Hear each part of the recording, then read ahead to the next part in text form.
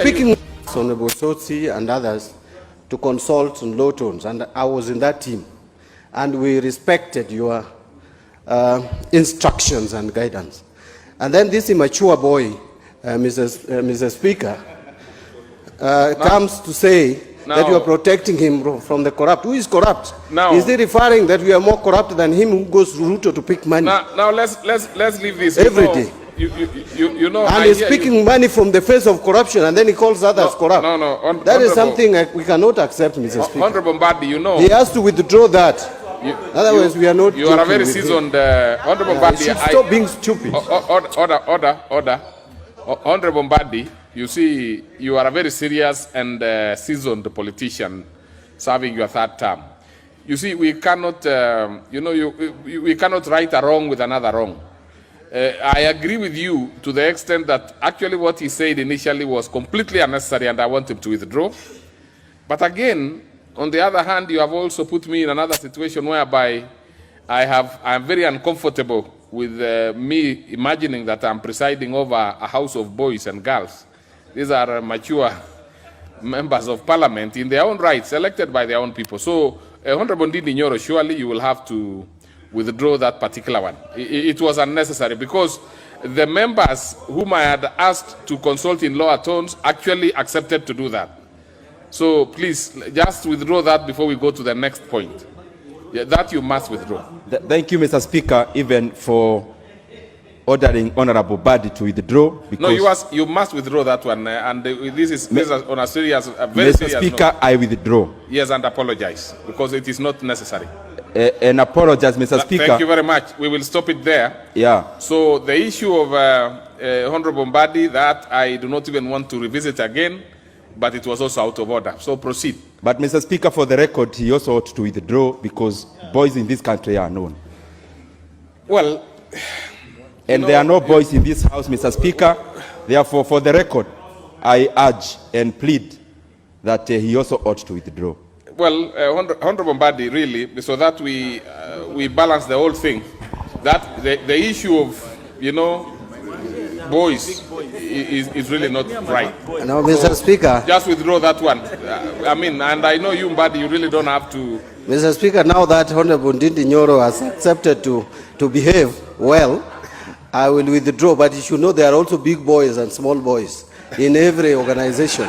And certainly it's a small boy, and I'm a big boy when we are in this parliament. Mr. Speaker, that he must take into consideration. But I withdraw if we felt I scandalized. What you are saying now is a bit more realistic. If you are making it an issue of big and smaller boys, and then you are a boy yourself and he's also a boy, then that makes me a little more comfortable. So we can now proceed with business, please. Now let's avoid any sidetracks. Thank you, Mr. Speaker, and I hope I'll not get more distractions from the small and big boys like Honorable Mbadi. Mr. Speaker, corruption is a huge cost in this country, and you have seen it when it comes to the growth in our infrastructure. Mr. Speaker, when it comes to delivering service to the Kenyan people, the biggest obstacle that we have, Mr. Speaker, is corruption. And Mr. Speaker, I was in a process of just giving a few countries that have been able to institute and have stiffer penalties against corruption and economic crimes, Mr. Speaker, and most of them have succeeded. A country like China, Mr. Speaker, is doing very well in combating corruption.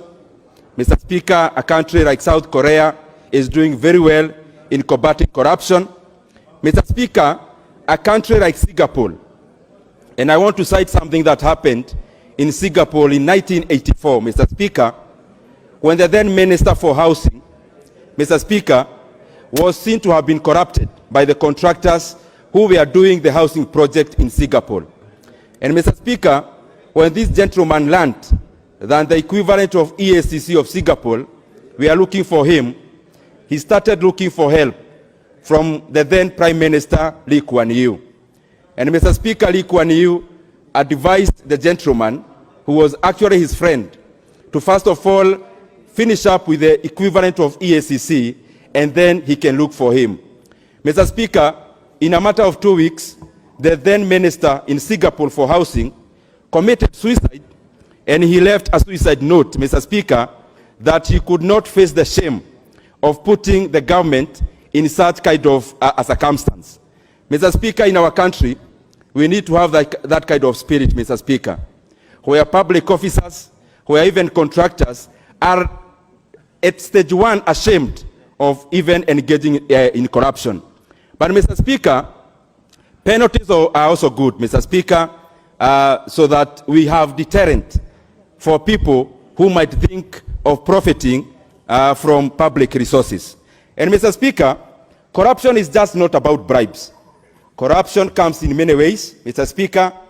One form of the modern era corruption is clientelism, Mr. Speaker, and patronage, where people use the positions that they have, Mr. Speaker, to advance their personal agenda.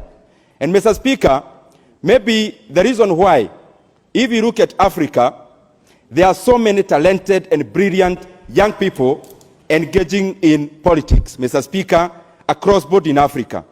But if you go to the houses in the US and the houses in the UK and other mature democracies, Mr. Speaker, what you find there is a very old people, Mr. Speaker, because there are alternatives for young people. Number one, for example, in the US, instead of joining politics, and especially singularly looking at self-interest, they find that they can advance their personal lives better, either in Wall Street or Silicon Valley, where they do not need any patronage, but they only need to ride on their intelligence, Mr. Speaker, and innovation and ingenuity. But Mr. Speaker, the reason why we see brilliant people, especially in Africa, engaging in politics